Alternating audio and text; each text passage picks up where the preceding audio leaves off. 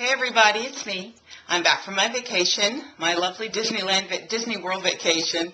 It was not exactly restful, but it was very much a welcome distraction from my normal life. Lots of walking, lots of heat, humidity, but it was fun. It was good to be away with my husband and to get away from my computer and my email and Facebook and YouTube and everything involved with that. So I feel refreshed. Even though it wasn't a restful holiday, I feel very invigorated, refreshed, and ready for fall, ready for autumn, my favorite time of the year.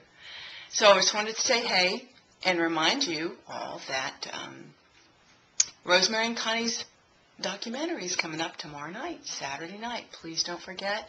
Please make sure that you tell other people about catching it. And we want this to be a big premiere where we all get to see it together for the first time and share that moment. Even though if we're not together, we're sharing something at the same moment in time. And I think that's a great idea. If you miss it, you can watch it after. I don't want you to think you only get to see it this one time. I intend on watching the thing many times.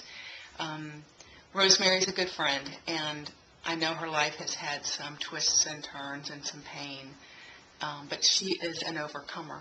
She is a survivor, and this is a chance to get to know Rosemary on a more intimate level with his story, and Connie, so we can be cheering Connie on even more appropriately, knowing more about who she is, where she's coming from, and her fears or concerns about what might be ahead for her. So I encourage you not to miss it. It's on bariatrictv.com and Saturday at 7 o'clock. So I'll put some more information down below if I can figure out how to do that. So anyway, I just wanted to also say that I enjoyed my time away. I saw body shapes of every sort and kind, and it was very interesting. I did a lot of people watching at Disney. A lot of people watching, and it gave me time to think again about myself, my own body form, and to reflect on a few things that I've come to realize. One is that, and I encourage you to think about this as you're losing your weight, we don't have so much control about what happens with our body. Do the right thing, make the right choices, and the weight will come off. How it comes off and where it comes off will be totally individual.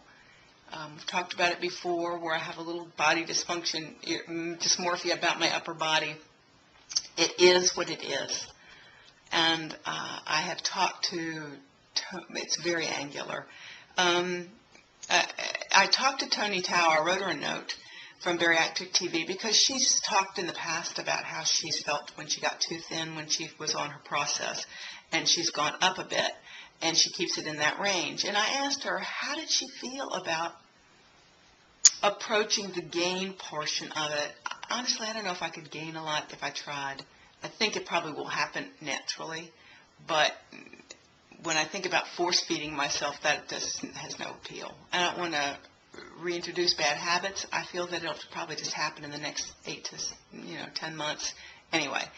But she said the best thing for her was to have photos all the way down as she lost. And that's what I want to tell you guys to do. Make sure you're taking photos about every 5 to 10 pounds.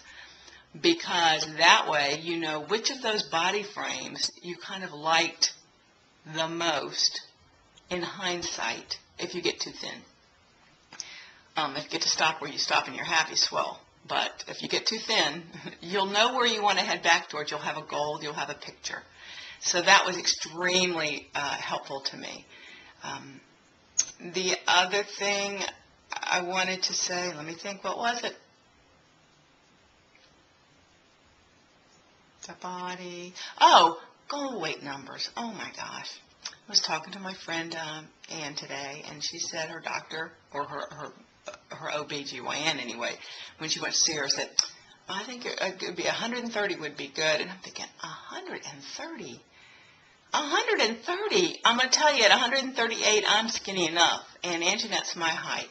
So I really think people need to use their own heads when they're looking for the right goal for themselves, because it shouldn't even be a number. It should be when it feels right for you. If you want to shoot towards a number, that's swell. But don't let a doctor tell you a ridiculous number that you feel like you failed if you didn't make it. because not everybody's intended to be tiny, nor at different ages in our lives are we supposed to be as thin as we would have been if we were 17 or 16. So use your good sense, folks. I mean, and being skinny doesn't necessarily mean being healthy, and it sure doesn't necessarily mean being sexy. It's funny, I kind of thought in hindsight that I have shot past from being too heavy right through to being beyond sexy, just bony. And I know sexy isn't an attitude, but still, curvaceous or Zoptic is much more my personality type, but I don't know how you get back to that. I don't know that I even ever got there. I kind of shot from one thing to the other and went right past it so fast I'm not sure if it really existed for my body. I think it might have, maybe about 155, 153, 160, I'm not sure. So do what's best for yourself. Live your life. Love yourself. Don't let toxic people in your life just suck you dry. Feel free to stand up and say, it's my life, daggone it, and I'm going to do what's best for me. And if there are toxic or unpleasant people in your life, you have no one to blame but yourself unless you show them the door and shut it behind them. And that's all I have to say today. You guys take care. Have a great weekend, and we'll see you soon.